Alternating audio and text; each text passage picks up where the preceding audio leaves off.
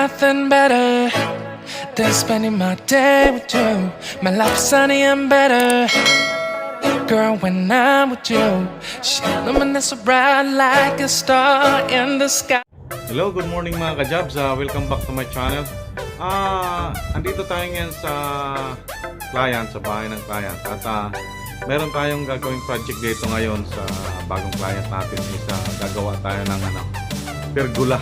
Kaya yung tinatawag nilang back extension. Parang ganun. Yun ang gagawin natin. Alright, ito papakita ko sa inyo yung area. Kaya siya mga ka-jobs, ito yung area na to, ito yung gagawin natin ng pergola. Kaya yung extension yan, bali lalagyan natin siya ng bubong. Bubungan natin siya. At yan. Dito maglalagay tayo ng dalawang poste na dyan at saka doon sa dulo. Tapos lalagyan siya ng girder. Tapos lalagyan siya ng parlance. Yun ang gagawin natin pergola. Yan yung natin. Alright, at makikita nyo yun, makikita nyo ito pag simulan natin at saka yung paggawa nito at saka yung matapos na to. Yan, ipapakita ko ito sa inyo. Alright. Ayan pala mga ka-jobs, kapag na tayo, nakapaggawa na tayo ng poste. Ayan, nasimintuhan na rin natin. Ayan, bali nag-ano lang tayo, nag-excavate lang tayo ng ng 1.5 feet para may baon tong poste. Tapos nag-ano tayo dito ng allowance sa gilid. Ayan, nag-ano tayo ng allowance sa gilid para in case na mag-ano yung kapitbahay, wala silang masabi. Ayan, so nag-ano tayo ng allowance dyan. Saka dito rin yung sa kabila. Ayan, so nasiminto na rin natin. Ayan, idikit natin sa may sa may wall. Ayan, yung poste. Pero kakatingin pa yan kasi mag-ano tayo ng elevation doon para sa incline elevation para sa drop ng water drop. Yan. So yan ang natin bukas kasi paggabi na. At nakapagawa na rin ako ng beam doon sa dulo. Yan. So doon natin isasampa yung yung mga rafter natin. Yan. So hindi natin isasampa yung rafter. Bali i-divide natin yan doon sa bubong na ikakabit natin pupunta rito sa poste. Yan. So makikita nyo yan yung yung development nito bukas. Sa ngayon ito lang muna yung natin kasi hindi natin pwedeng makagawa na kasi basa pa yung simento. Once kasi na gagalawin natin to, maglalagay tayo ng dyan ng rafter. Magka-cracking kasi yun kasi magagalaw yung sa ilalim, kaya kailangan patigasin muna natin ng ito. Ayan, so yan mga ka-jobs, yan lang muna ang dito ang kabuuan natin na nagawa. Ayan, alright. Ayan mga ka-jobs, nakagawa na rin tayo ng rafter. Ayan, nakapag-rafter na rin tayo at saka girder. Ayan, itong nakahilirang to is tawag niyang girder. Yan, yung girder. Yan, ito.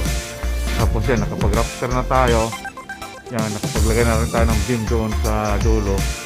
Saka nakapaglagay na rin tayo ng support. Ngayon, support bracket. Yan, na tayo ng bracket. Yan, kailangan siya kasi yung bracket para hindi siya bumigay pababa. Yan. So, ready for na po siya for bubong. Bubungan na lang po natin to. Kasi kakabit po dito yung fascia board sa dulo. Nalagyan siya ng fascia board. Tapos magkakabit natin ng fascia board. Yun, bububungan na natin siya ng polycarbonate. Tapos lalagyan siya ng gutter at saka flashing doon sa gilid. Doon sa mga gilid niya. Alright, okay.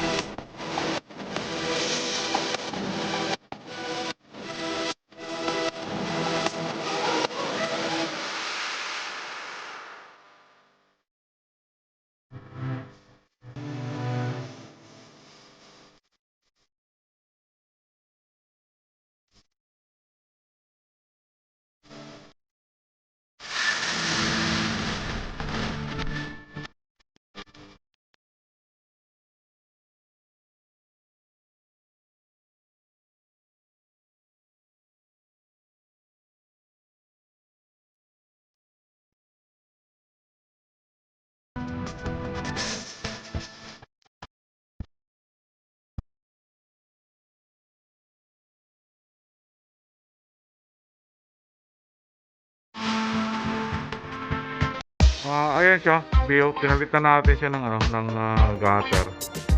Ayan, nagpalit tayo, pinalitan natin siya para hindi siya dumikit. Ayan, para magkaroon siyang alawan. At saka, ayan bali yan na yung yung gutter. Ayan. So, nagkaroon na siya ng hindi na siya dikit. Ayan. At nagtsapa tayo dito ng kahoy sa gilid. Lagyan natin para lang hindi siya magkaroon tayo ng pag-i-screw ng kanyang clip. Alright, okay. Ayan mga ka-jobs, natapos na po natin yung ating project dito. Ayan, at nakapaglagay na po tayo ng gutter. Ayan, na po natin siya. So, nakapaglagay na tayo ng downspout. So, tapos na po tayo rito sa ginawa nating pergola po. Ayan. So, yun lang po ang natin dito, project. So baka lilipat na naman tayo sa ibang project. Ayan mga ka-jobs, hanggang dito na lang po at tapos na tayo rito sa ating project na pergola. So baka next time na naman naman tayo ulit ng panibagong project, pero tapusin muna natin tong Christmas season kasi pre-Christmas at saka New Year, baka hindi muna tayo tatanggap pagkatapos na naman ng so, siguro balik tayo sa January. Yan lang po ang natin, tatanggap na naman ulit tayo ng panibago sa January. Yan, at maraming salamat po at Merry Christmas po sa ating lahat. Merry Christmas and Happy New Year po. Maraming salamat po sa inyong suporta. Thank you so much. Thank you for watching. Bye-bye.